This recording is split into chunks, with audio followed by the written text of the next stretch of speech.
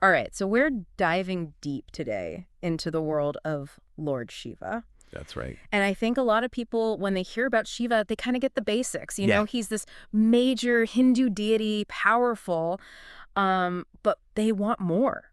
Mm-hmm. They want to know, like, how do people actually connect with him on a spiritual level? And that's what we're going for here.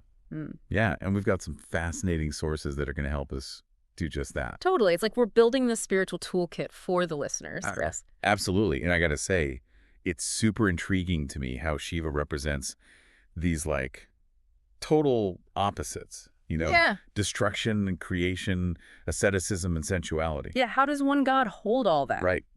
That's what we're going to figure out. Okay, so let's unpack that a little. Yeah. The sources are saying this duality thing, it's not actually a contradiction. Right. It's more like a reflection of how life actually works.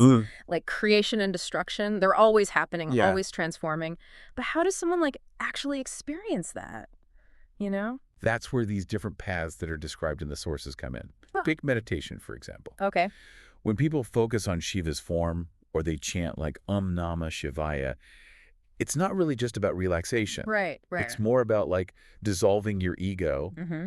and connecting to that universal consciousness that he represents. So it's like less about tuning into one specific thing. Yeah. And more about changing your whole internal state. Exactly. To be open to that energy. Mm-hmm. That's really interesting. Yeah. I see how that works. And the sources also talk about rituals and pilgrimages. Right. So where do those fit in? So those give people like a physical way to connect. Okay. It's tangible, Like think about Varanasi, Okay. which is believed to be like Shiva's city, Mm-hmm. and death and rebirth are always happening there, constantly intertwined. Yeah. And pilgrims go to Varanasi to face their own mortality, Wow. to really experience that cycle that Shiva embodies. It's not just like visiting. It's like a really deep symbolic thing. Yeah. That's powerful.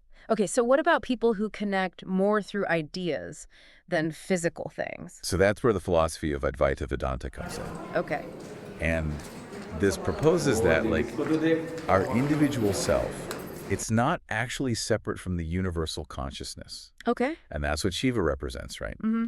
And realizing this, that you're not separate, that can be so liberating. It Yeah. can really change how you see everything. It's like all these paths lead to the same place. Yeah. Meditation, the rituals, even the philosophy, Mm-hmm. they're all ways to get to that same experience of like unity Right. and transformation. Exactly. So it's about finding what works for you. Absolutely. Maybe it's chanting. Maybe it's going to a sacred place. Yeah. Or maybe it's wrapping your head around Advaita. Right. There's no one right way. Exactly. So for everyone listening, Yeah. this whole spiritual toolkit we're talking about, it's not about following some strict rules. Yeah. It's about exploring, experimenting, Mhm. and finding your own path to connect with Shiva. Exactly. And maybe as you're going deeper into all this, Yeah, ask yourself, what would you ask Shiva if you could?